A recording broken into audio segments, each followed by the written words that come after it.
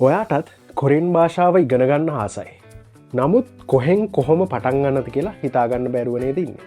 අන්න එයට තමයි අද වීඩියෝ එක අරගෙනාවේ. මටත් මුලදී ඔය ප්‍රශ්නෙම තිබ්බා. හැබැයි මම එක වෙලාවක තීරණය කරා මේක කොහෙන් හරි පටන් ගන්නවා කියලා. ඉතින් මේකටම ගැලපෙන සුත්තම් මේකුත් මං කලින් කියලා දීලා තියෙන ඕගලන්ට එක තමයි සිජගන් පනිදා.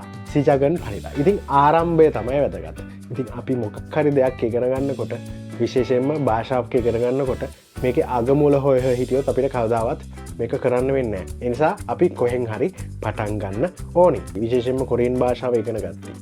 වැදගත්ම දේ තමයි කන්සිස්ටන්සි. එහෙම නැත්නම් කුජෝනි කරන එක. දිගින් දිගටම කරන එක.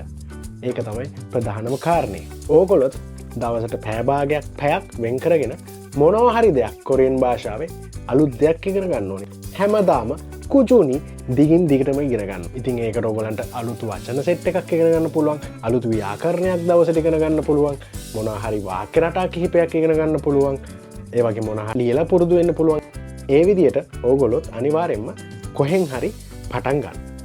චොන්චොනි 포기 하지 않고 계속 공부한다면 언젠간 잘하게 될 거예요. 여러분, 지금부터 시작하세요. 화이팅!